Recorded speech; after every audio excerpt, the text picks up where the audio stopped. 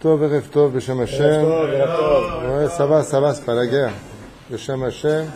Naaseh venatzliach l'agdil Torah ou le'adira betachlit shalirat shamayim. Amen. On est dans Sod HaChashmal, lundi 23 du mois de octobre et le 4 du mois de Cheshvan, Mar Cheshvan, Tibanev et Tikonen. Encore un grand Mazel Tov à Shanaël et Ethan qui se marient, si Dieu veut, jeudi soir, en leur souhaitant de créer une belle maison en Israël, que date mon cher Israël avec plein d'enfants.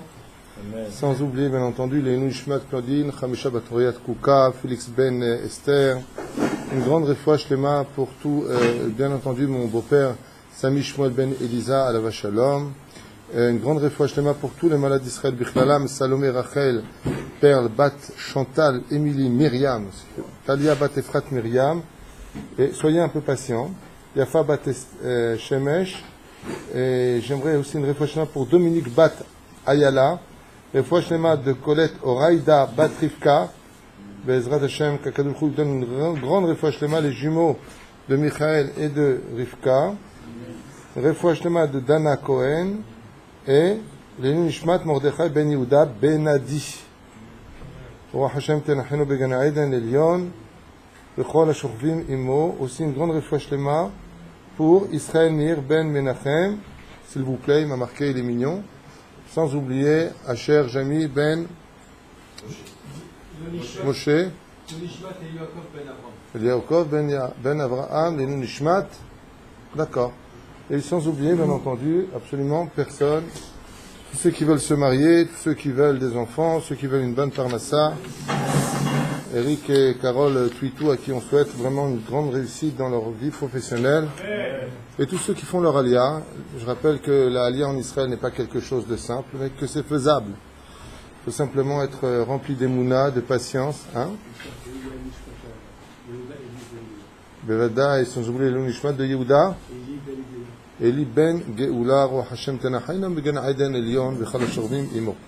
Alors pour ceux qui ne le savent pas, le cours du lundi soir est un cours pour des initiés à un certain degré, car il faut savoir que ça peut être barbant d'étudier le Sod HaChashmal, qui sont remplis de termes à connotation kabbalistique. C'est pas une conférence sur les midot, c'est pas une conférence sur les halachot, c'est pas une conférence sur comment le vivre à l'extérieur. C'est une conférence. Ce sont des cours qui parlent essentiellement, le Sod HaChashmal, de la connaissance du pourquoi des choses, de notre histoire, pourquoi est-ce que les choses que nous vivons se dévoilent comme ceci ou comme cela. Voilà.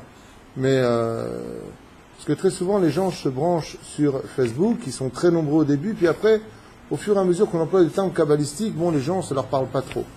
Alors, vous avez tort pour deux raisons. La première, c'est que si c'est compliqué, il serait temps de se lever d'un autre niveau. C'est-à-dire que la complexité de l'étude ne s'améliore à devenir simple que quand on fait l'effort de l'écouter. Et la deuxième réponse, c'est que si vous ne comprenez pas ce qu'on dit, au moins vous étudiez les Shem Shamaim. Bon, c'est un peu bête comme raisonnement. C'est le raisonnement de mon rave au collège. Quand il me parlait de choses, je ne comprenais rien, il m'a dit alors étudiez les Shem Shamaim. Ça ne peut pas être autre chose. Voilà. Donc, aujourd'hui, ce soir, on va étudier Bezrat Hashem, un sujet qu'on avait un temps soit peu abordé. C'est le sujet de Caïn et de Hevel dans le Sod HaChashmal, Perek Gimel.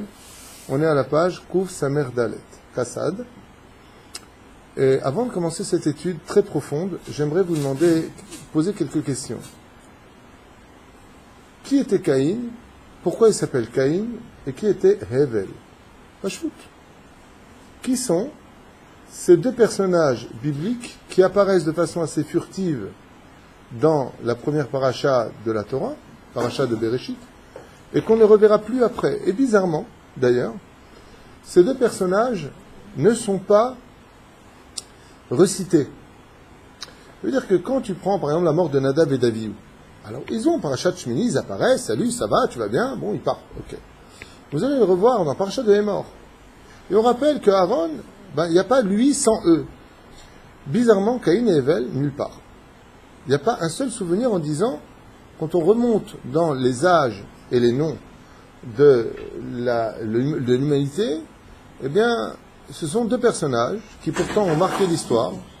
Premier meurtre de l'histoire, premier grand corban de l'histoire, et puis voilà qu'ils disparaissent comme si qu'ils n'avaient jamais à la limite existé. Alors c'est ce qui m'intéresserait de voir avec vous, c'est qui sont-ils Et s'ils disparaissent, c'est qu'ils sont la base d'une histoire. Alors avant que je commence, vous voulez ouvrir vos bouches, vous dire quelque chose? Oula, toi tu me fais peur, parce qu'un philosophe, quand il se la ramène, en général, on sait quand il commence, jamais quand il finit. Alors, quand il y avait, c'est moins des personnages au sens premier du terme, que des archétypes et des modèles qui vont traverser toute l'histoire de la violence dans l'histoire de l'homme. Absolument. Il y a féméode, c'est ce que je viens de dire, mais avec d'autres mots, des mots philosophiques. Donc je reprends ce que nous dit notre ami Lévy. Il dit, ce sont des types modèles qui vont en fin de compte être des projecteurs pour toute l'histoire, donc des bases. Donc c'est la base de quelque chose. Puisque tu te les ramenais, pourrais-tu nous dire la base de quoi ils sont? On a eu Adam et Ève, c'est là. Par exemple, si je vous piège un petit peu, qu'est-ce que représente Caïn? Question pour un champion. Buzzer. Vous pouvez participer pour ceux qui sont sur... La quina. Là, l'amertume. La quina. La quina de qui? De son frère. De Dieu qui n'accepte pas son corps. Ouais. C'est l'orgueil. Vous avez raison. Mais est-ce que Caïn est un mauvais personnage? Non. C'était un très bon personnage. D'accord? Oh, alors déjà, ça change tout ce que tu viens de dire.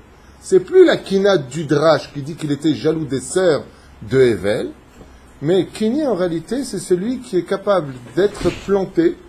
C'est pour ça, d'ailleurs, que le mot Kini, le Caïn, c'est les deux dents du serpent et le Yud, et le RS du milieu. C'est là. Si tu regardes les lettres du mot Caïn, c'est la suite du serpent. Mais le serpent, en lui, qu'est-ce qu'il voulait? C'est là. Alors, c'est ce qu'on va un peu découvrir maintenant.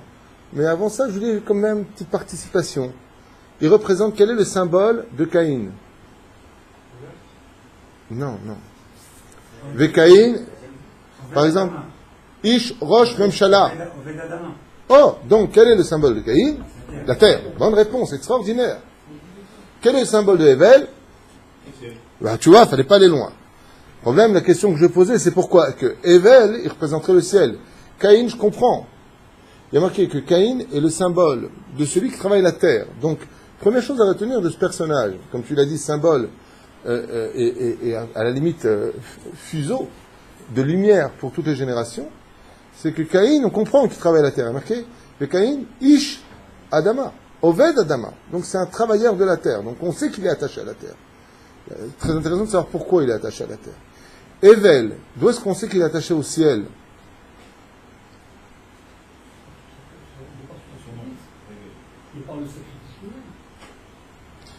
De par le sacrifice lui-même. Mais celui qui a fait le sacrifice, c'est Caïn, c'est pas Hevel. Hevel n'a fait que copier Caïn, comme un enfant. Caïn a fait encore plus le Shem Shamaï. Techef Nasbir et Techef Nasbir et Kol Ze Be'ezrat Hashem. Vous allez voir que les deux personnages sont beaucoup plus élevés que ce que l'on peut penser. Si la Torah nous parle d'eux dans la Torah les Nitzri, si elle perd du temps de nous parler de leur histoire, de leur conflit qu'il a tué dans le champ, et ainsi de suite, le sol à Hashmal, il a des pages sur ça, sur le sang qui est rentré dans la terre. Azlama, ni un bidjouk. Où est-ce que je vous ai posé la question tout à l'heure? Caïn, c'est la terre, c'est marqué. Evel, où est-ce que c'est marqué que c'est le ciel? Nulle part.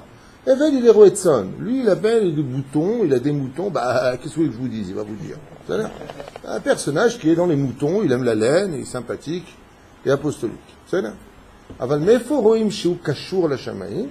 Où est-ce qu'on voit que Evel est relié à marche le mot à Meler dans Kohelet, Akol, Hevel. Hevel, ça ne s'écrit pas avec Aleph Avelut, et là, Hevel, Hebet, Lamed. D'où est-ce qu'on sait que Hevel, il est relié du monde uniquement supérieur, du monde d'en haut, chez Nehemar, Hevel. Son nom exprime qu'il appartient au monde d'en haut. Chez Be'enav, Akol, Hevel, Avalim. Qu'est-ce qu'il y a de plus bas au monde? Quelle est la matérialité la plus minable de ce monde? C'est le mouton, qui fut à l'époque le symbole de l'Égypte, qu'on a l'habitude d'apporter l'agneau pascal. On l'attache à nos pieds pour bien lui montrer qu'il est à nos pieds, qu'il est en bas de l'échelle. Il s'occupe de ce qu'il y a de plus Hevel Avalim dans le monde. C'est-à-dire, Velachen Hevel, lui, c'est le symbole du monde d'en haut. Donc, premier conflit à comprendre. Caïn est venu représenter la création physique. Hevel est venu représenter la création métaphysique. Première chose à retenir. Maintenant, j'ai une question encore plus dure à vous poser. Beaucoup plus ennuyeuse à vous poser, chers amis. Qu'est-ce qu'il y a de plus important d'après vous? Le corps, l'âme, le monde d'en bas ou le monde d'en haut? Sheila. Le monde d'en bas. Toi tu dis l'âme. Hein? Les deux. L'âme juive.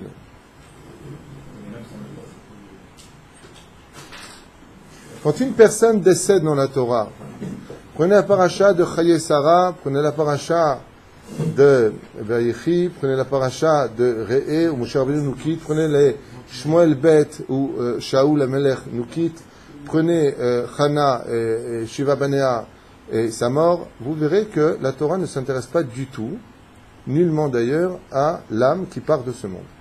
Nulle part. On nous a jamais dit où est partie l'âme de Sarah. Il faudrait étudier le Zohar pour le savoir. Dans la Torah, ce qui est très intéressant, c'est où se trouve la matière. Qu'est-ce qu'on fait du corps? Tous les exemples du Tanakh ne parlent que, par exemple, Alma David Betsem Kavar Kolyom Meat Neharim. La Gemara pose la question, il dit pourquoi le roi David a-t-il enterré chaque jour 100 jeunes? Il dit qu'il ospidou et Shaoul. Ils l'ont laissé sur les murailles pendu. Azma, c'est un corps, il est mort, Marpat Lecha. Qu'est-ce que tu en aurais à faire? Réponse, pas du tout. Le corps dans le judaïsme et la terre dans le judaïsme est le but principal de toute la création du monde. Chez Nehemar, Ve'asuli dira Batartonim. Je veux que vous me fassiez un appartement dans la matière. Et d'où est-ce qu'on apprend ça? Au sage j'expliquais que si le monde d'en haut était plus important que le monde d'en bas, Tachles, alors pourquoi Triat Ametim? Voilà. Triat Ametim, résurrection des morts. Ve'alken, vous allez comprendre quelque chose, comme l'explique la Gemara dans Sanhedrin 90, et Kol Israël, à part au monde futur, sauf ceux qui disent un Triat Ametim. Et c'est stupide. À la limite, celui qui devrait avoir Triat Ametim, le Olam Haba, c'est celui qui dit je ne crois même pas en Triat Ametim. Parce que Triat Ametim, c'est la résurrection de qui? L'âme ne meurt pas, donc du corps. Donc si moi je donne maintenant un appui à la création du corps,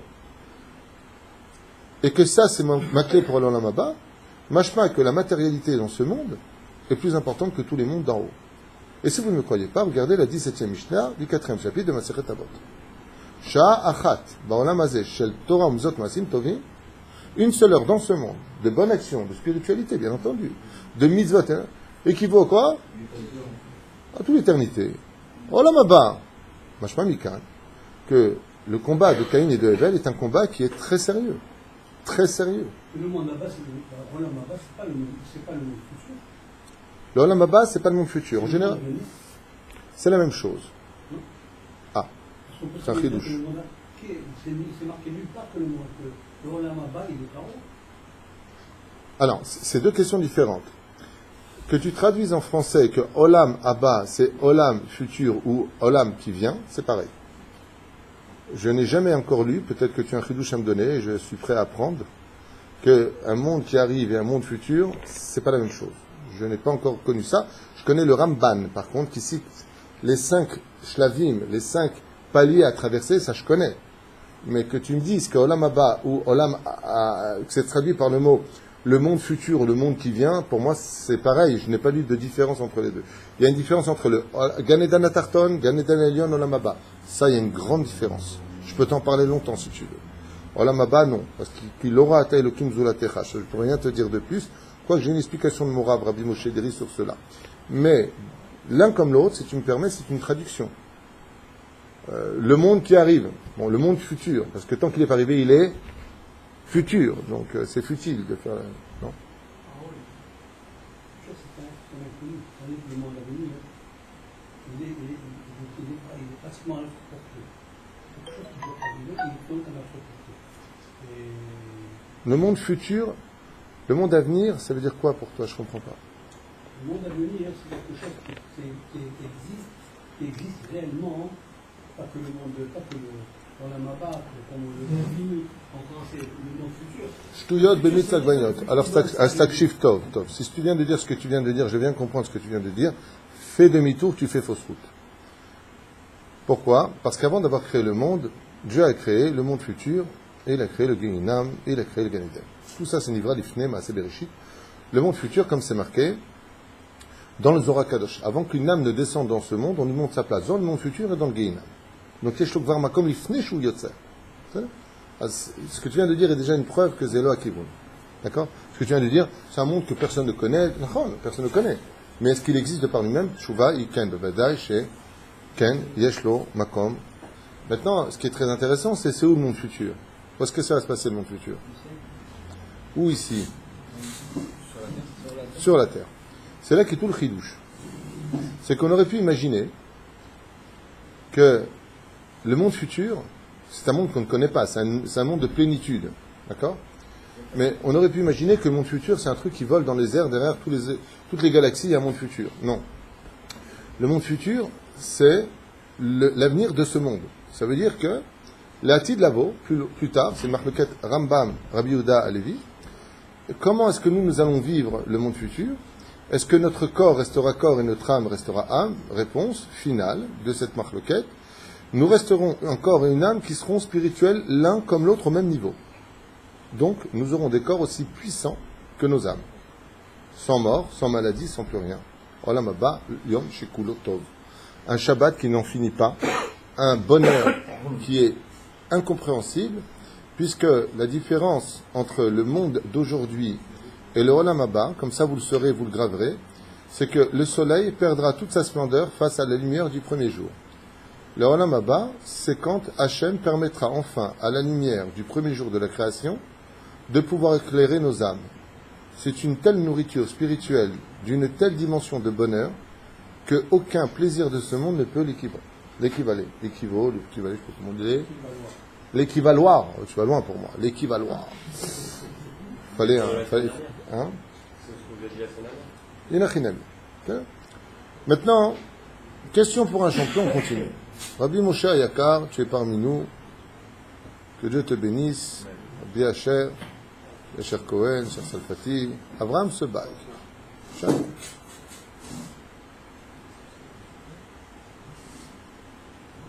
Un Cohen sur ma gauche, le beau gosse. Sheila. Ken, oui, fais tourner la caméra. Qui pourrait me donner 4 raisons pour lesquelles il y a eu un conflit entre Caïn et Hevel? Alma M. Ravu. Pourquoi Caïn et Hevel? Du Pshat du Shkosod. On se calme. Petit 1.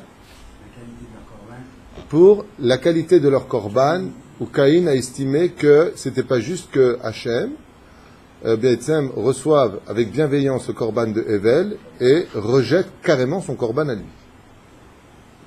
Manienne. Petit 1. J'accepte cette réponse, elle est figure dans le Midrash. Petit 2. Jalousie. Mais ça rejoint ce qu'il vient de dire. C'est quoi la raison du sentiment? Ben, c'est la jalousie, quoi. Pas toi et pas moi. Ok. Très bien. Tu me feras rappeler cette question-là pour qu'on la redéveloppe ensemble. Elle est très intéressante. Pourquoi lui qui prend l'initiative sans que personne lui demande quoi que ce soit, il prend l'initiative de faire un cadeau à Dieu? C'est quand même incroyable que l'homme prend l'initiative de faire un cadeau à Dieu. L'autre à côté, il vient et dit tiens, t'as une bonne idée, je vais lui faire un cadeau, dis donc. Puis il vient lui faire un cadeau, dis donc. Et Dieu lui dit tiens, j'aime bien ton dis donc et j'aime pas son cadeau à lui. Un truc qui va pas.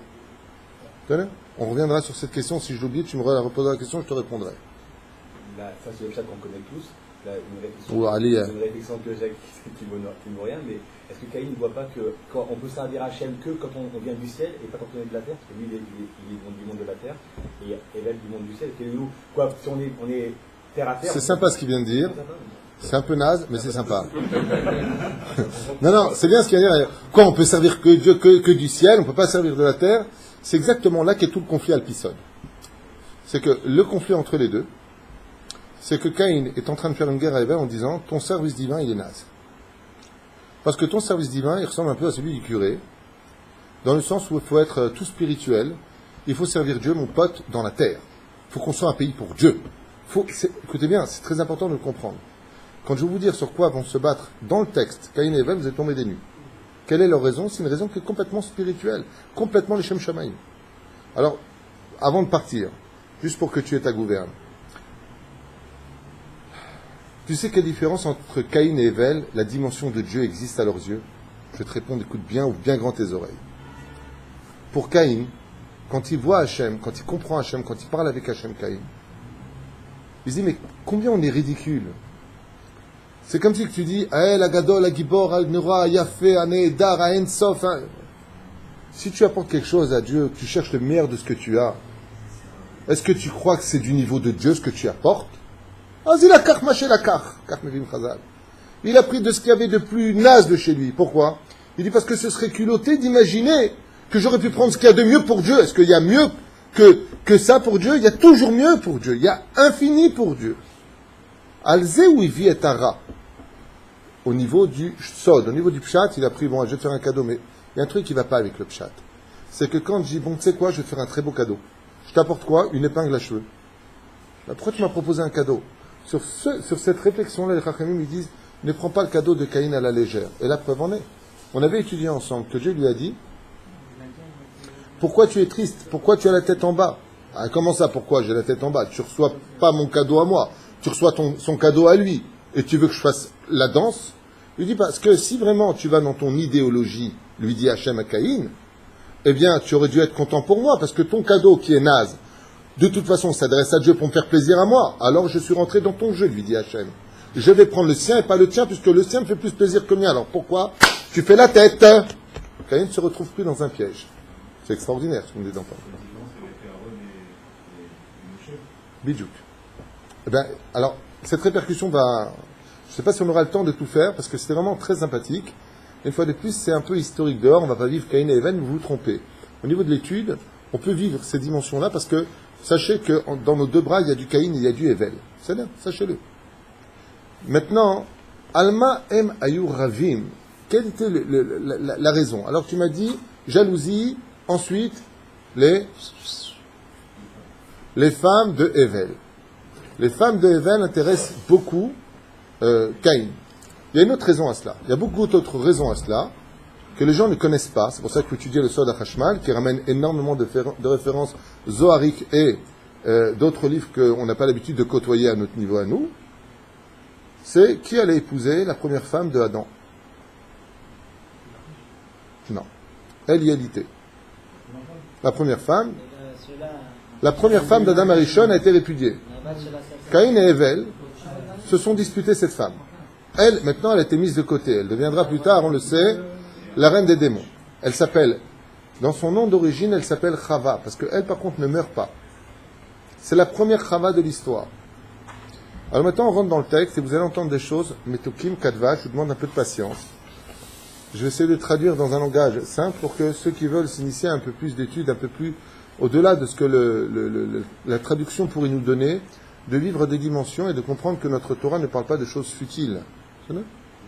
Alors juste avant cela, il faut savoir, comme le rappelle Maran à Ben Ishraï, que Caïn et Evel se sont divisés le monde.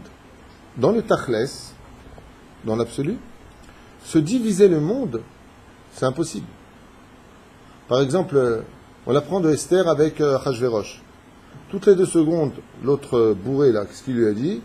Atrati amalchut nitan la. Combien on peut donner de moitié de la terre? Maximum? Une moitié, puisque l'autre est à moi.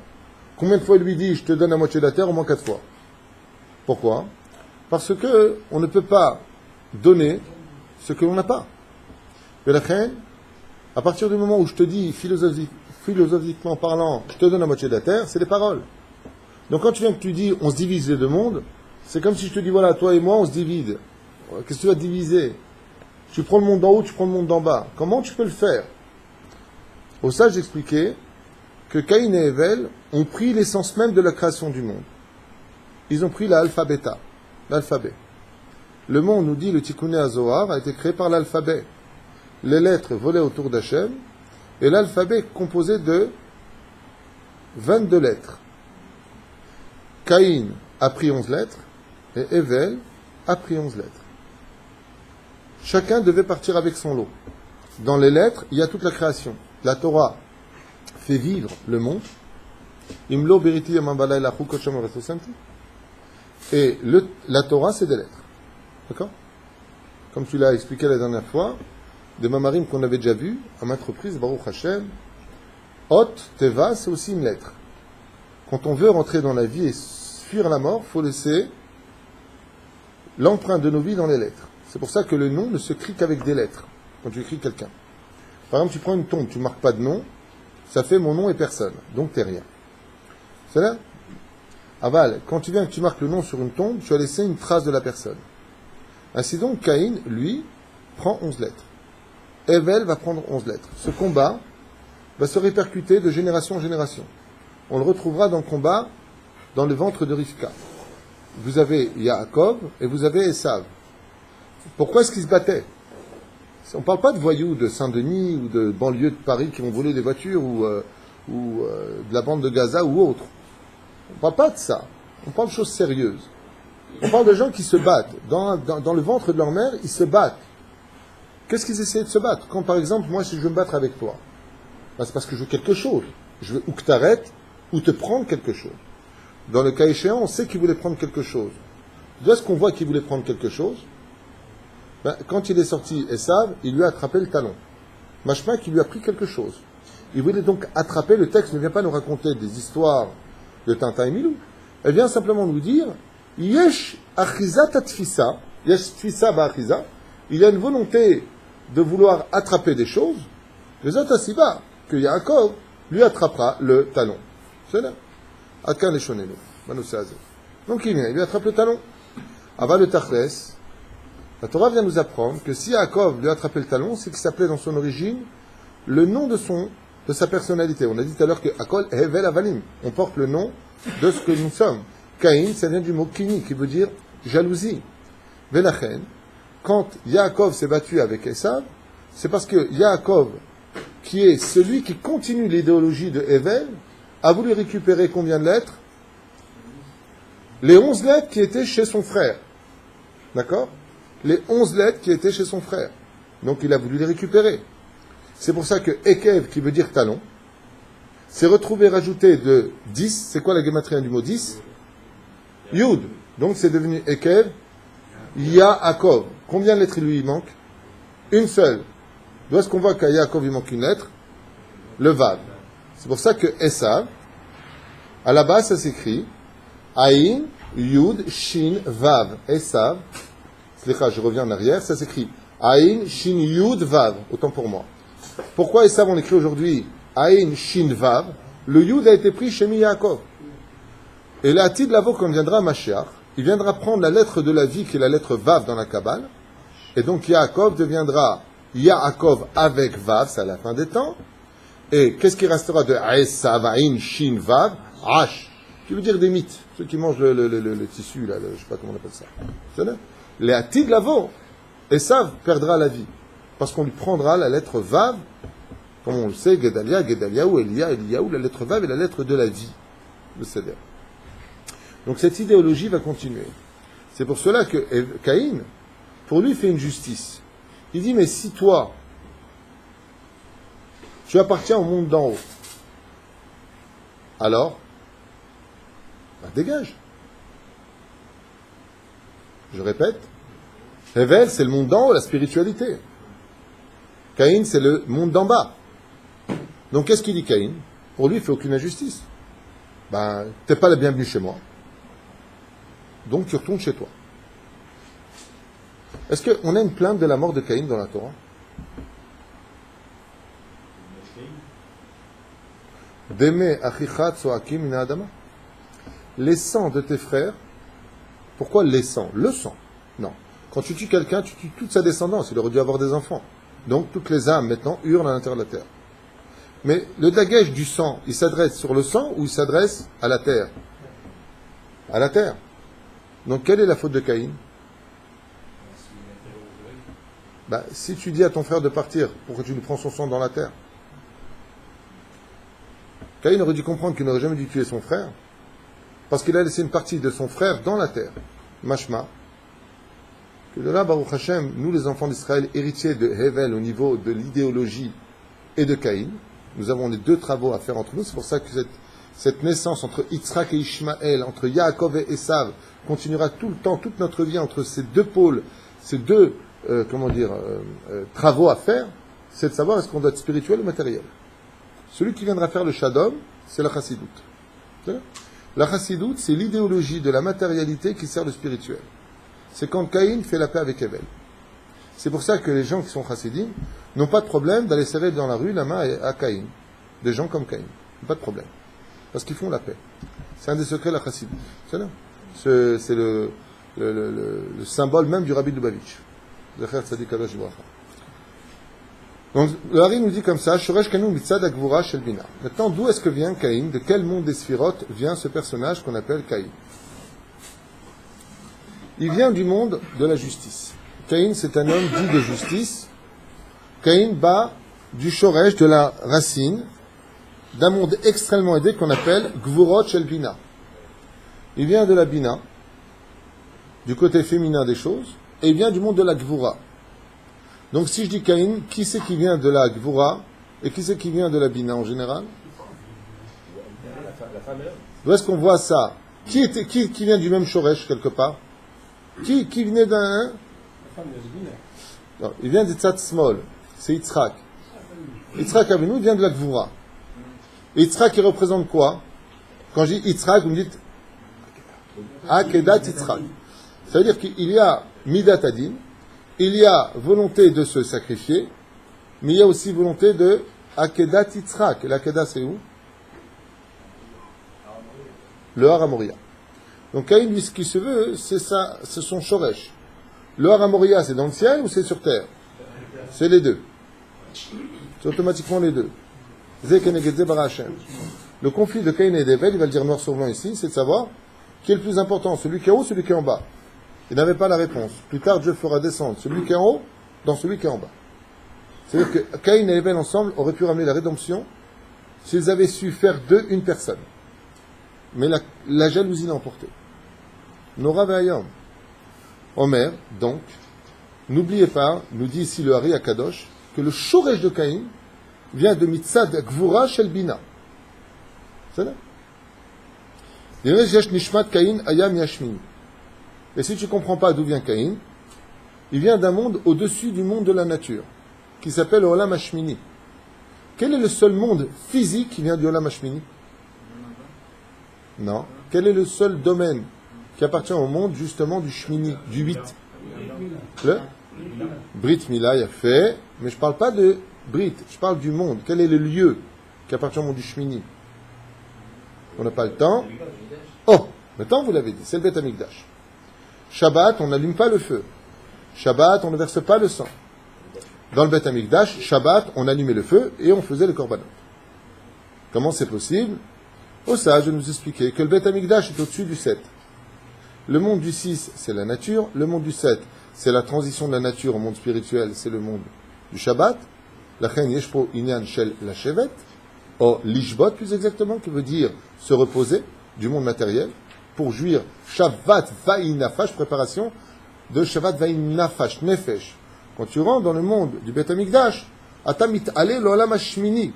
C'est pour ça que la fête de Hanouka, qui est la fête du Beth Amikdash, de la résurrection du Beth Amikdash, de la Touma pour devenir Tahor, s'appelle les Chashmonaïm, ceux qui sont venus réveiller le monde du 8. Le Beth Amikdash est le monde du 8. Caïn, il vient de quel monde? Du Beth Amikdash. De Caïn, ou Prinat Gvura Shayachot Hashmini. Vechem Evi Azohar, dans le Tikkun Azohar, chez Shoresh Caïn Molam Atou. Et pour nous, et dans l'existence même, à propos de ce que tu disais tout à l'heure, le mot Tou Vavo, Mazé Tou, Akadosh Baruch Hu a préparé un monde avant de créer le monde du Shabbat et le monde du Chol. Des Tou Gematria Shmini. C'est pour ça d'ailleurs que la Gematria, il ramène ici quelque chose de. J'aime bien ces Gematria parce qu'elles sont très justes. Tohu, c'est Gematria Shmini, 8. D'accord? Amesael est Shmini. La Gemara dans Masechet Sanhedrin, la maîtresse Amoudbet nous dit chez Caïn, Nola Beshana Shminit. Et c'est pour ça que tout ce qui touche à Caïn, nous apprend la Gemara, vient nous apprendre que ça touche le chiffre 8. Quand est-ce qu'est né Caïn? À la 8e heure du jour de Yom HaShishi. Alors ici, il y a un rêve qui a fait. 6, ça représente quel monde? La nature. Mais lui, il est né à quelle heure? La 8e heure. Donc, il vient d'une source extrêmement rigoureuse, spirituelle, dans le monde de la matière. Chez la Yom HaShishi. Vechen Ken Gematria. C'est pour ça que quand tu prends la Gematria de Caïn, ça fait comment? Pa'amaim Caïn, ça fait Gematria Shmonim. Velachen, pourquoi Shmonim? Vechen Caïn be Gematria, Pa'amaim Shmonim. Pa'amaim Shmonim. Caïn, ça fait 160, mais ça fait 2 fois 80. Ah, 2 fois 80. Pa'amaim Shmonim. Velachen Caïn, Oved Adama, d'Adama Mesamel Tashmini, car la terre représente le monde d'en haut de Veïdar, ce que je vous dis tout à l'heure, Nishmat Evel Ayam et Yesod. Et d'où est-ce que vient maintenant Evel? On a parlé de Caïn. Lui vient de la sphira du Yesod, qui veut dire quoi? L'engendrement. D'où la gravité de Caïn. En tuant son frère, il a tué la sphira à Yesod. Comme le rappelle le Gilgulim. Evel Roetzon Gematria Chotam.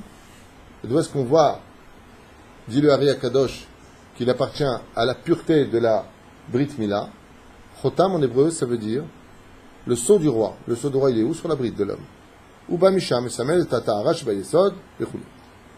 Shevel Amar le Caïn, Shishpot et Begadav, Ashayachim lo. Alors maintenant, la Gemara dans le Secha, dans le Midrash, on dit comme ça, dans Bereshit Rabba exactement, Kaf Bet Zayin, Shevel Amar le Caïn, Evel a dit à Caïn, Shifshot et Begadav, Ashayachim lo. Retire les habits qui sont sur toi, parce que Caïn est habillé comment? Avec des habits de laine. Yot Shem et Taltelin, car ils appartiennent à mon monde à moi. Ils sont pleins de poils, en d'autres termes, mais Caïn, pourquoi les poils? Vous allez comprendre, c'est voilà, mais je finis. Ça représente la spiritualité. Amar Level, il faut avoir Bavir. Il lui a dit, il n'y a pas de problème. Le Bereshit Rabba nous dit que le conflit a commencé quand Evel, qui était beaucoup plus fort que Caïn physiquement, bien entendu, beaucoup plus fort. Physiquement, Caïn, c'était un cure-dent à côté de Evel. Il lui a dit, il n'y a pas de problème. Si tu veux que je retire les habits qui sont sur moi, Vaya Nahashayaru, il lui a dit, toi, tu quittes la terre. On s'est divisé les deux mondes. J'ai pris 11 lettres, après 11 lettres. C'est pour ça d'ailleurs, Derech Hagav, juste que vous sachiez, quand est-ce qu'on atténue la force de Caïn dans le monde, c'est-à-dire celle de Esav et d'Ishmaël? Quand on dépose les Ahat Esrei Samimanim sur le Mizbeach. C'est pour ça qu'on dépose les 11 encens. Les 11 encens représentent les 11 lettres qu'on n'a pas récupérées. C'est pour ça qu'elles ont un ta'am de Chelbena. Quand tu déposais au Beth Amikdash les 11 encens, Reach Nichoach Ishel Hashem, le monde serait équilibré. D'où venaient les 11 encens? Du monde de la nature. Et tu les mettais où? Sur le Mizbeach. C'est là.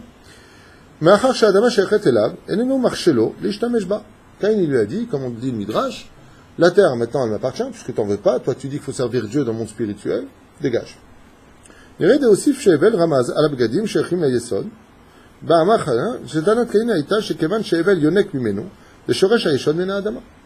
lui a dit, mais il y a un problème. C'est que toi, maintenant, ce que tu portes, par rapport à la terre, ne peut être utilisé que par rapport à moi.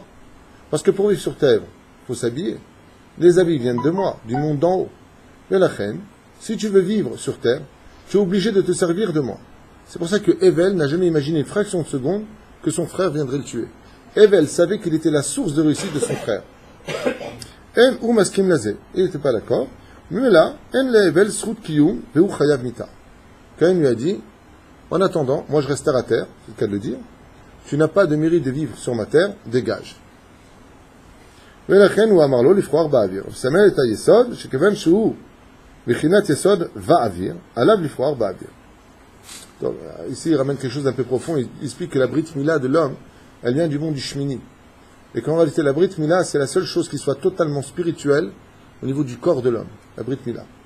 Et la Chen Amarlo, toi, tu viens du Sfirat HaYesod, c'est-à-dire de la Khatima de Dieu, de la Brit Mila. La Chen, Tarzor là-haut. T'as pas besoin d'être ici. Lo alin velo lechem. La Chen, Terech Hagav, quand tombe Shabbat, et que c'est le jour de la Brit, est-ce qu'on fait la Brit? Pourquoi? Parce que c'est au-dessus. Le 8 est au-dessus du 7. 7e jour de la semaine, c'est Shabbat. Le 8 est au-dessus. Donc, le 8 l'emporte sur le 7. C'est comme au quart. L'élève al-Falaf d'Alim. Le 7 est Hashmini. Caïn ou Besod, si vous ramassez, Ve'evel, alors il explique ici quelque chose, le Hari Akadosh, et il dit, Caïn ou Besod, si vous ramassez.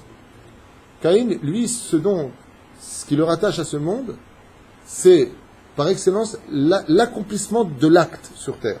Velachen ou Mechapes. Ve'evel ou Evel, à Elion, Shelpe. En fin de compte, je vais traduire ça dans un langage plus simple. Caïn exprime que ce monde, regardez comme c'est magnifique. Il dit qu'on doit servir dans ce monde avec les mains, Hachem avec les mains, le monde de l'action. Hevel, il dit pas du tout. On doit servir Hachem avec la bouche. En ha'olam yitkem ela l'idée hevle pe hevel pe shel tinokot shebel chaban sheluchatu. Comme le disent les Chachamim, le monde ne vit que par rapport au hevel. La laine, le souffle, plus exactement, des enfants qui étudient la Torah. Donc on a ici un espèce de, entre guillemets, Rabbi Ishmael face à Rabbi Shimon Bar Yochai, au niveau idéologique. Donc je lui ai dit que c'est deux sources. Est-ce qu'on doit faire ce monde, on ne doit pas faire ce monde, étudier la Torah, on ne doit pas étudier la Torah toute la journée? Chou Dibou. Evel, il dit, Dieu nous a créé une force qui nous différencie de toute la nature, c'est la force de la parole. Avec la parole, on peut tout avoir, on n'a pas besoin de se fatiguer. Caïn, il dit, mais si c'était ça le but du monde, Dieu t'aurait pas fait des bras. Et lui dit, Nachon. Mais les bras n'ont pas été créés que pour cela, ils ont été créés pour représenter des mitzvot, comme les tefilin, donner la tzedaka. Aval, le monde peut tout à fait l'itnael alpi dibour. D'accord? Shou dibour. Velachen, shorcho shel Evel, em, darshanim et dabrim. Il dit, il suffit simplement de parler d'Hachem dans ce monde, et de parler constamment. Evel, c'est celui qui parle beaucoup, il dit ici. Voyez, chez Caïn, shach le olam hamaaseh. Tandis que Evel, face à Caïn, un, la parole, l'autre, l'action. Effectivement, Esav, c'est un homme qui est tsaïd, qui est chasseur. C'est l'homme de l'action. Tandis que Yaakov, c'est l'homme de la parole. Ça se répète. La vodat talama. Ve'evelum prinat evel ape, shuba avir. Ve'lechem soum midrash, sham, va'vikuach ben Caïn level, aya. Maintenant, écoutez bien. Pourquoi est-ce qu'ils sont arrivés à un état de colère jusqu'à se tuer l'un et l'autre? Vous allez me dire si ce n'est pas des Shem Shamaïm. Caïn a dit, je suis désolé mon cher et tendre frère, mais Dieu, je lui construis un Beth Amikdash sur terre. Caïn lui a dit, pas du tout. Je vais faire un Beth Amikdash dans le monde d'en haut. Il faut faire quelque chose de spirituel pour Dieu dans le monde d'en haut. Hevel estime que Dieu n'a pas à descendre dans le monde de la matière. Et je ne sais pas rien. La reine, Aya Vikuach, Efo Ibane Bet Amikdash. Comme ça dit le Midrash. Où est-ce que va se construire ce Bet Amikdash? Où est-ce qu'on va le faire? Dans quel monde? De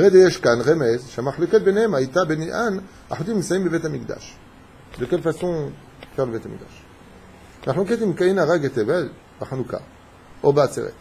On va essayer de rentrer dans des considérations un peu compliquées. Je ne sais pas si je vais vous le dire à toute vitesse ou pas.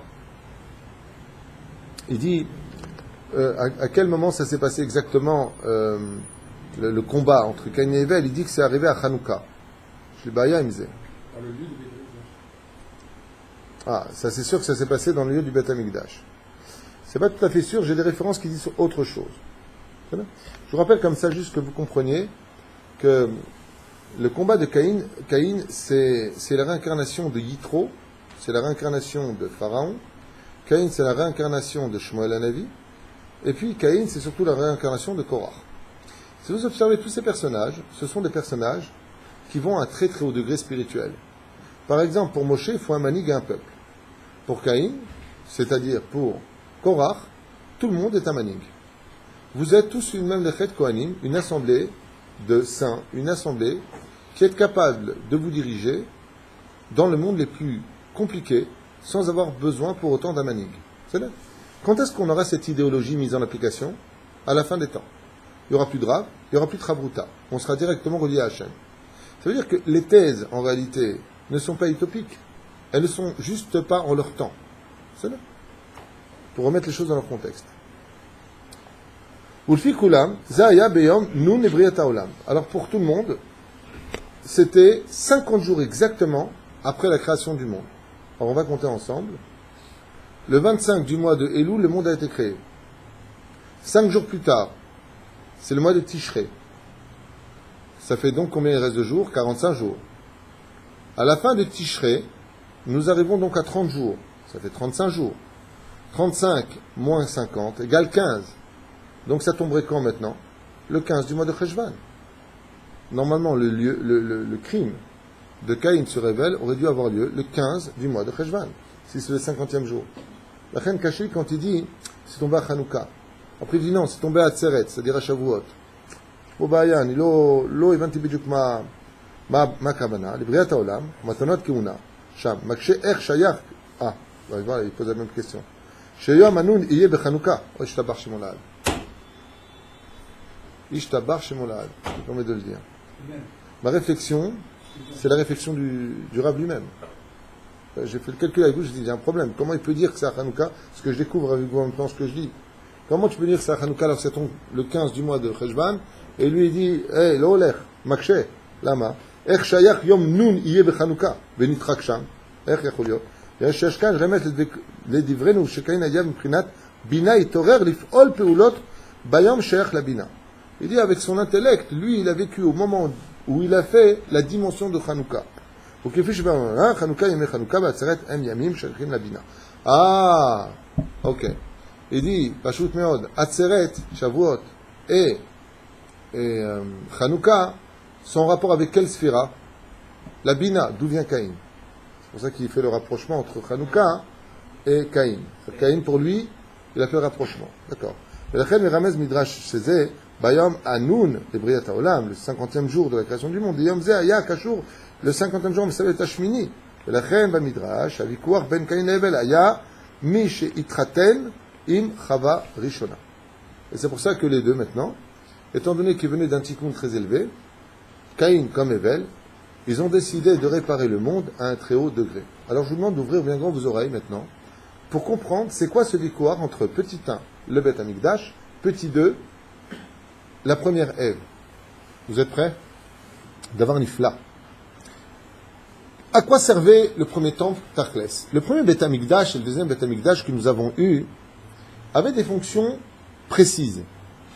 Petit 1, retrouver Hachem, lieu de rendez-vous. Beth Amikdash, c'est comme tu dirais aujourd'hui, Beth Knesset, Mikdash Muat, c'est comme une maison de rassemblement. D'accord? C'est un lieu où Hachem résidait. Là-bas, on pouvait y rencontrer Hachem, y déposer nos prières, on était exaucés, on avait l'influence du Kohen Gadol avec tous ses habits qui nous réparaient. On avait aussi le Misbéach.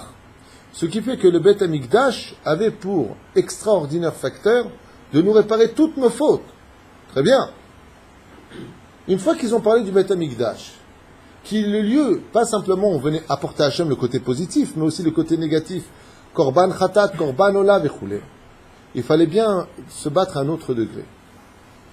Et le niveau de Caïn et de Hevel va aller tellement loin qu'ils disent, mais à quoi ça sert de réparer le temple si on n'est pas parti à la source du problème? Qui on doit réparer pour réparer la source du problème? Qui est à la source du problème? Non. Non. Pour comprendre l'extraordinaire dimension de cette dispute entre Caïn et Hevel, comme il nous le dit ici, ils ont commencé à se disputer. Shavikwar ben Caïn et Hevel aya mitraten im chava rishona. Mais ils avaient déjà des femmes. Il n'y a pas marqué ici il fallait l'avoir. Ils voulaient se marier avec elle. Pourquoi? Alors, récapitulatif. Quand Dieu a pris Adam et qu'il lui a dit il n'est pas bon pour l'homme d'être seul, il lui a fait une femme. C'est là. Les anges se sont opposés à la création de l'homme. Quelle différence entre cet homme et nous les anges? Alors Dieu il a porté un éléphant, un singe, un chat, il leur a dit donnez-leur des noms. Aucun ange n'a été capable de donner un nom. Il a dit à Adam Arishon, tu peux me dire comment t'appelles un chat? Il lui a dit Shmo Khatoul. Kinaim lo lechatel. C'est un animal qui creuse. Chatel en hébreu veut dire faire son trou. Donc l'entité et l'identité du nom de l'animal est ce que lui est. Oui, très bien. Et pourquoi tu vas appeler cet animal chien? Il lui a dit Kelev, qui ou Karov, il est proche du cœur de l'homme. C'est un animal fidèle à l'homme. Il est comme le cœur, qui reste fidèle à l'homme. Amalo Kelev, Chazak ou Baruch. Il lui a dit, une fois qu'il les a tous essayés spirituellement, quelle femme voudrais-tu? Et vous savez qu'il a fabriqué la première femme d'Adam Arishon alors qu'il était éveillé. Et donc il a vu Chlikam Shuma, qu'est-ce que c'est une femme et qu'est-ce que c'est un homme? Des os, du sang, la chair, des molécules, des veines, la graisse. C'est pas très joli à voir. Alors qu'elle était extrêmement belle, Adam l'a répudiée avant qu'il lui mette la peau.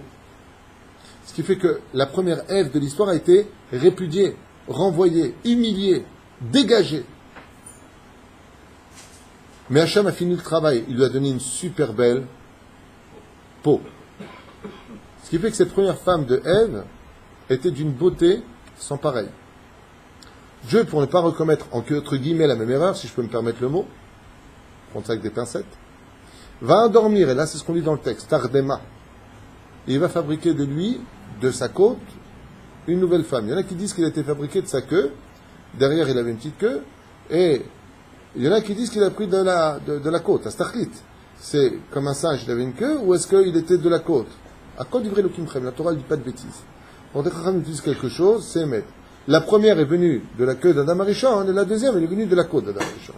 Azakol de vrai Elohim Chem. Aval Arshav le pour nous. Qu'est-ce qui est devenu cette femme, cette première femme?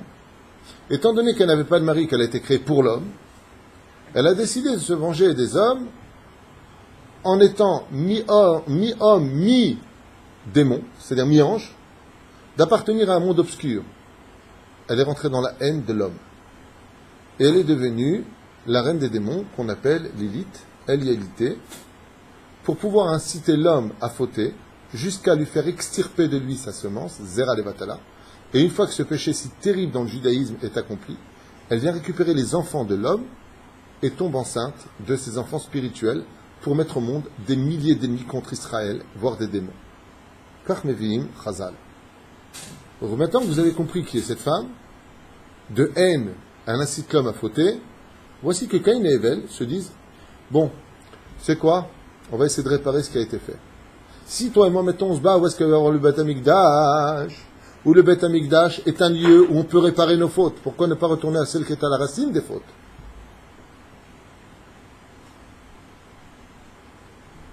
Quelle est la racine de tous les problèmes que nous avons? La débauche, la sexualité, Zera Levatala. Mais qui est à la racine de ça? C'est elle. Azamo, bonitratenita. On va aller la voir, on va lui demander pardon. Eh bien, il dit à Caïn, mais ferme-la, toi, tu n'as pas de rapport. Moi, j'appartiens à Tara, chez Bayesod. C'est moi la brite. Ça veut dire que moi, du niveau dans lequel je suis, étant donné qu'aujourd'hui elle est Minashamaim, mi-ange, mi-homme, c'est-à-dire elle a été fabriquée pour être la femme d'Adam, Astane la Asot. Et Caïn ne dit pas du tout. Mais tu ne peux pas te marier avec elle. Parce que pour ça, il faut venir du monde de la Gevura. Alze ayam bikuach. Yesod contre Gevura, de niveau des Sphirot. Ayam bikuach atsum. Entre les deux en disant, mais qu'est-ce que tu es en train de me dire? Il dit, mais c'est à moi de la réparer. Parce que si j'arrive à marier avec elle, donc elle aura un mari maintenant. C'est-à-dire, je vais la réparer. On va avoir des enfants, je vais lui donner vie. Elle a été créée pour Adam. Allez avec son fils. Allez. Donc ainsi donc, il y a le Beth Amikdash, il n'y a plus d'Averot sur terre, c'est la Géoula. Tout la vie est à Géoula. Caïn et Hevel, tout leur vie court, c'est la vie est à Géoula. Apporter la Géoula dans le monde. Arrêter les malédictions de la terre et les malédictions du monde d'en haut. Chez Yekal et Kula. Mais au lieu de faire un travail main dans la main, ils ont fait un travail d'ennemi. Velken, Yatsa, Mita. C'est très curieux dans le texte, au niveau pédagogique, voire psychologique. C'est que Caïn, il dit que le monde dans lequel il faut vivre, c'est le monde de l'action. Il ne faudrait pas beaucoup agir. Alors, qui a dit ça? Est mort Mead Arbe. Qui est celui qui a dit parle pas trop dans ce monde, agis? C'est Shammai, 15e Mishnah, premier sapri de Maseret Avot. Shammai, c'est qui? C'est Gvura, c'est le din. C'est un peu l'idéologie qui parle pas trop, agis. Par contre, Hevel, lui, tu peux m'apprendre la Torah sur... Bien sûr, je vais te parler. Quand on est venu voir Shammai, tu peux m'apprendre la Torah, je me tiens sur un pied, tu te promets un mawashi guéri dans la tronche. Ani lo medaber arbe, ani rak marbitz yashar. C'est Gvura. C'est auto-idéologie. C'est מעניין. לכן אומר לך פה, לארי הקדוש, כשם שליעקב היו שתי נשים, רחל ולאה, כך לאדם הראשון היו גם שתי נשים. Parce que le Gilgoul et la réparation de cela, c'est qui? C'est Yaakov Avinu, Israël. Et il dit, Adam Arishon avait aussi lui aussi de femmes. Tout comme Yaakov, tu verras, dit lui Ari Akadosh, Sheshman Aya Chava. Chava Rishona, Haïta Miprinat Léa. Bon, ça, on avait fait un cours sur ça, qui est Rachel, qui est là. Vous vous rappelez que Léa, c'est la réincarnation de la première femme. Et pourquoi maintenant? C'est extraordinaire ce qu'on vient de dire, parce que quelque part, est-ce qu'ils ont une raison de vouloir se marier avec elle? Oui. Puisqu'en fin de compte, ce tikkun va être fait par qui? C'est Yaakov qui va se marier avec Léa. C'est pour ça que souvent les gens me posent la question en me disant, comment se fait-il que Lavan, il a engendré deux tzadkaniot? Ben, tout simplement parce que la racine des deux vient de là-bas. Ça veut dire elle vient du mal. Lavan, c'est le serpent. Aval, attention, Léa, c'est le côté de Elialité qui veut s'arranger. Et le côté de de lialité qui ne peut pas s'arranger, je viens de réaliser un truc de fou, c'est incroyable. C'est incroyable. Je viens de réaliser, c'est incroyable. C'est qui la lialité qui ne peut pas s'arranger? C'est la femme de Poutifera. Et elle veut s'en prendre à qui, elle? Qui est Sphirata? À Yesod. Pourquoi est-ce que la femme de Poutifera, elle voulait absolument aller avec Yosef? Parce qu'elle voulait se réparer. Sphirata à Yesod peut la réparer. Et Yaakov, lui, qu'est-ce qu'il est? Tiferet. Tiferet, c'est l'harmonie de tout le monde. C'est pour ça que Yaakov peut sortir les 12 tribus sans créer de défaut. Il a en lui la complétude de tous les autres. Le fait. On découvre des choses dans l'étude. Et là, Kshura la Olam Bina. Et c'est pour ça que Léa, elle vient du monde de la Bina. Kamuva Beshar Mamare Rajbi la Rizal Vavikoa Chaya la Bina Bayamim Shayachim la Bina. Et donc, Velachen Vayakom Kaim Elevel Achi Vayargeu Bematria, ce que je vous ai dit tout à l'heure. Caïn, qu'est-ce qui s'est passé? Il s'est levé après qu'il Vayidaber Caïn Elevel Vaimseu Basade, il est venu pour lui parler et il l'a tué. Là, tu apprendras que Caïn n'a pas dit un mot. Caïn n'y parle pas, il attaque direct. Un pitbull. C'est le seul chien qui n'aboie pas avant de mordre. Il l'a, Caïn. Ce soir dans les rêves, dis-moi, toi, tu. שמיני וממשיך, כתוב, מעשית כל דמי אחיך צועקים אליי מן האדמה, נראה שיש כאן רמז. דם של אחיך היה מבחינת יסוד, נקרא קול. Attends, il faut savoir que la voix que nous avons, elle est reliée à quoi? Le mot kol. Kol sason, de kol simcha, kol chatan, de kol. Pourquoi on dit kol, kol, kol?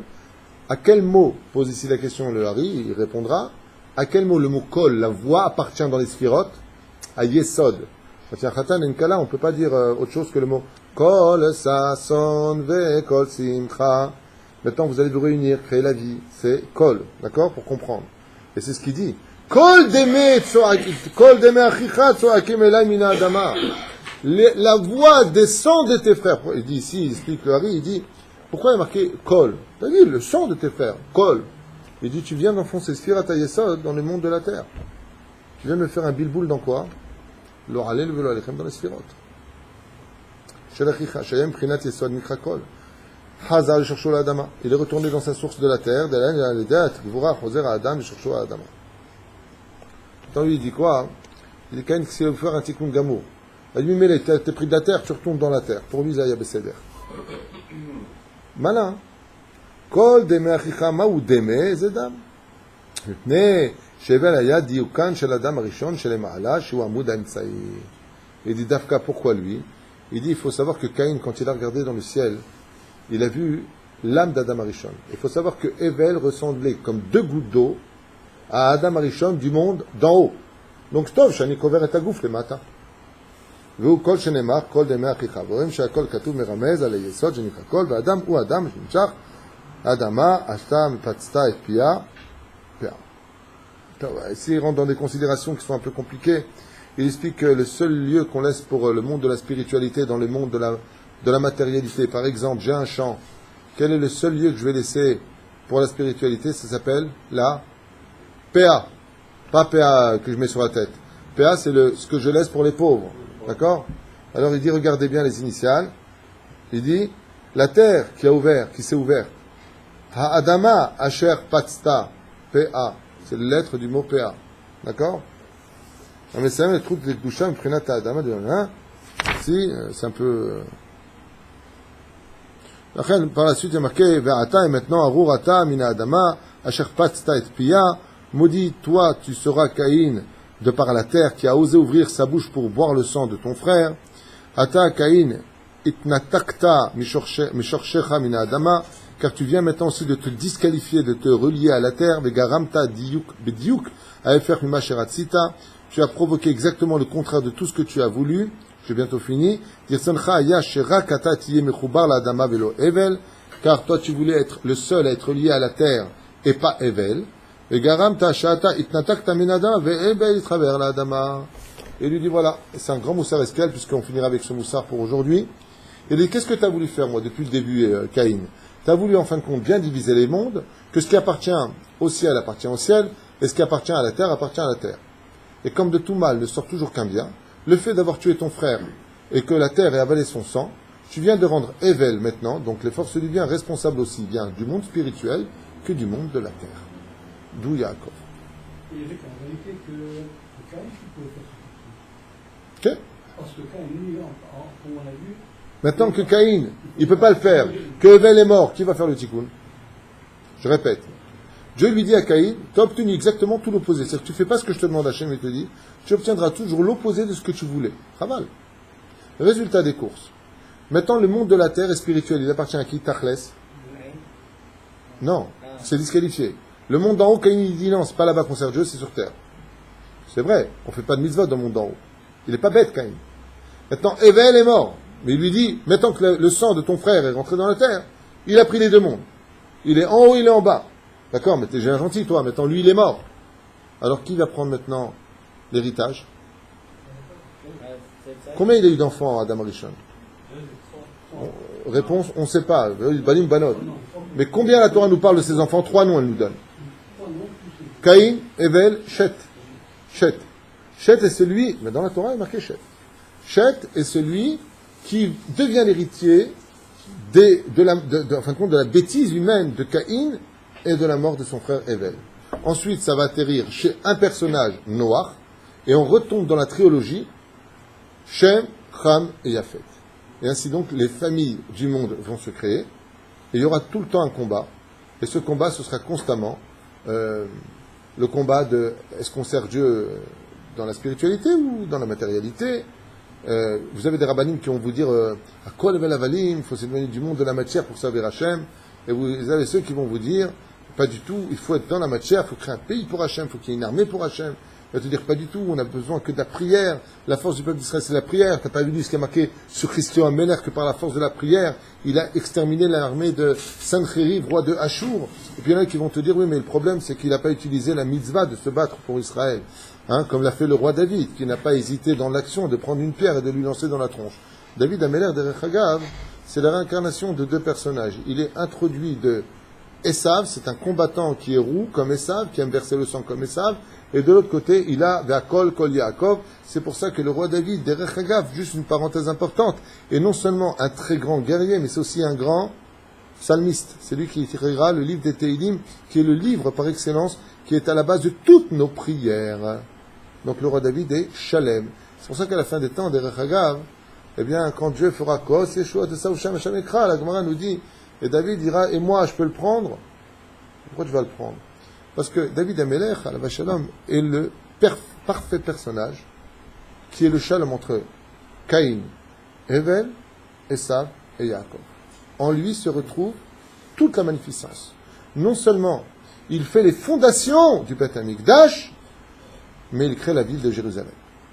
Il rachètera cette ville pour Kesitot, là je ne sais pas comment c'est marqué, Kesita, d'accord? Mais en plus de ça, il met la matérialité dans la spiritualité. C'est pour ça que le Rambam, dans le 11e chapitre de Melachim, nous dit que Tzarich l'arzira atara leyoshna qui met David.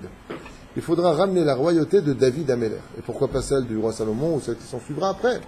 Réponse, parce que le roi David est celui qui avait parfaitement compris qu'il fallait faire une maison à Hachem dans ce monde d'en bas et vivre spirituellement dans la matière. C'est David Améler. C'est là. C'est Pérouche là-bas. Qu'est-ce que tu veux?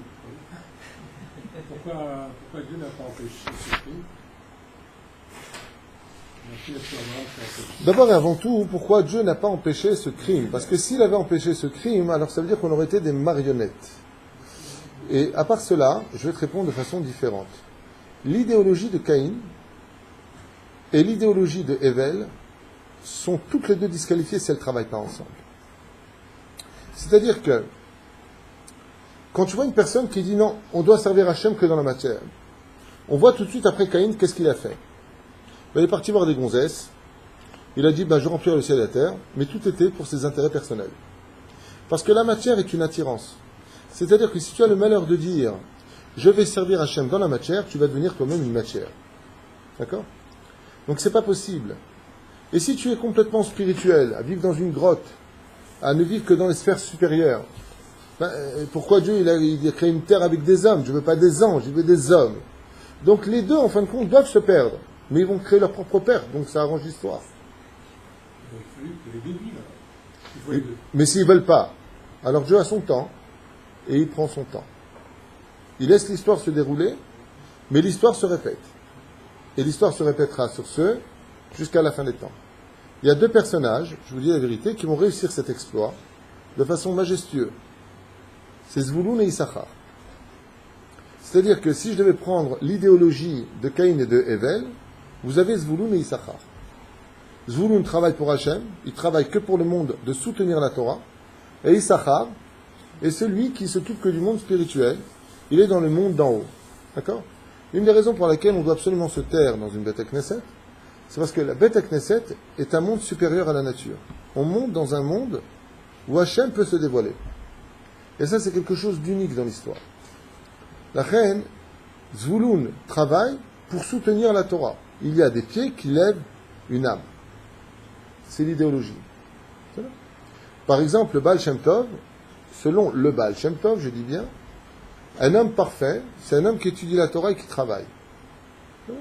C'est l'idéologie de la Chassidut. Tu vas à Brooklyn, tu vas aux États-Unis, tu vois les Chassidim, ils sont diamantaires, ils sont menuisiers, ils vendent des meubles, ils vendent ce que tu veux. Et ils ont étudié l'université orthodoxe de New York, une des meilleures universités du monde, à ce qui paraît. Ils ont là-bas des énormes ingénieurs qui sortent, et c'est des talmudistes de très très haut niveau. C'est une idéologie de servir les deux, l'un comme l'autre. Et il y en a qui disent, non, je ne suis pas d'accord avec cette idéologie. D'ailleurs, le monde Haredi se retrouve très critiqué de vouloir avoir des kolélim qui étudient toute la journée. Le Talmud Torah Keneged Kulam.